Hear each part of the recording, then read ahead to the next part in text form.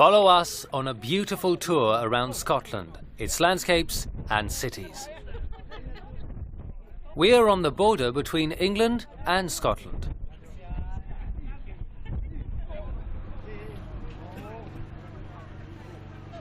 What you see here is one of Scotland's most beautiful landscapes. It's occupied mostly by hills, covered by fields, meadows, natural reserves, and lochs, a Scottish word for lake. This one is called Loch Lomond, and it is one of the largest lakes in the UK. It is in fact 39 kilometres long and between 1 kilometre and 8 kilometres wide. It offers wild scenery with interesting spots for people to explore. Scotland is not only known for its landscapes, but also for its artistic treasures. A number of early churches and monuments survive across the country. These are 3 of them.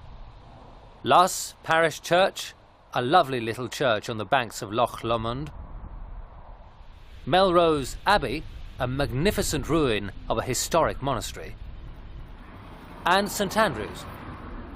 St Andrews was Scotland's largest cathedral and its most magnificent church. Here you can see its impressive remains. St Andrews is also one of the most prestigious universities of the UK, and with 7 golf courses, the largest public golf complex in Europe.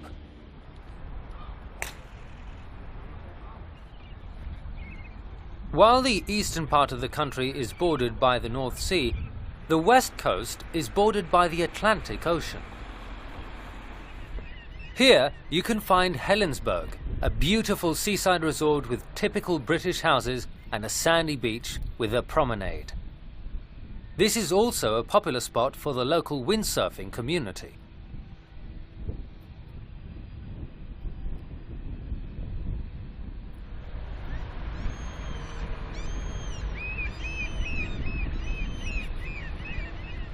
With 580,000 inhabitants, Glasgow is the largest city in Scotland and one of the most important cities in the UK from the economic point of view. Here we are in the heart of the city, in George Square. Follow us into the pedestrian area along Buchanan Street, a fashion destination for men and women of style, and into the Willow Tea Rooms that offers a great range of traditional foods and drinks. It was designed by Charles Rennie Mackintosh, a famous Scottish architect, designer and artist.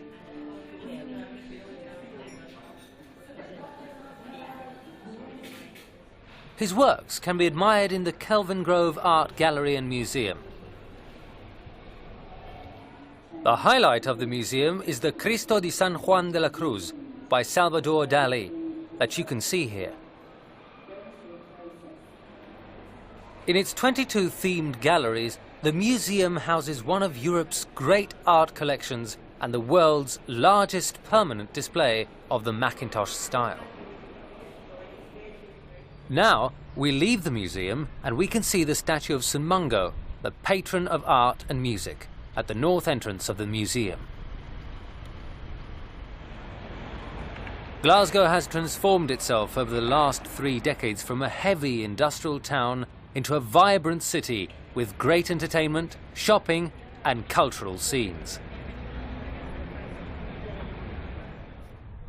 This is Edinburgh, the capital of Scotland.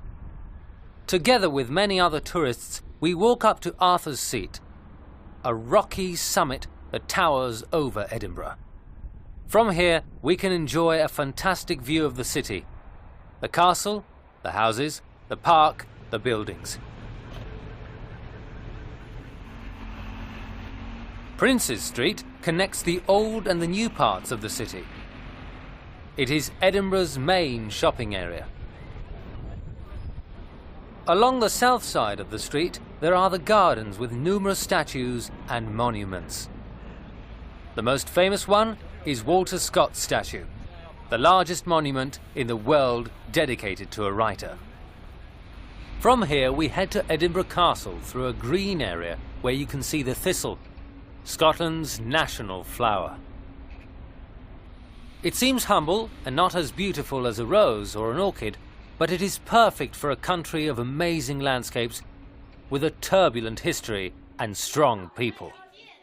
Located on top of an extinct volcano, Edinburgh Castle is the most famous castle in Scotland.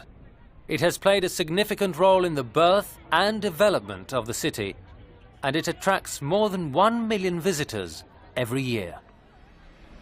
Edinburgh's Old Town is an area that has preserved much of its medieval street plan and many Reformation area buildings.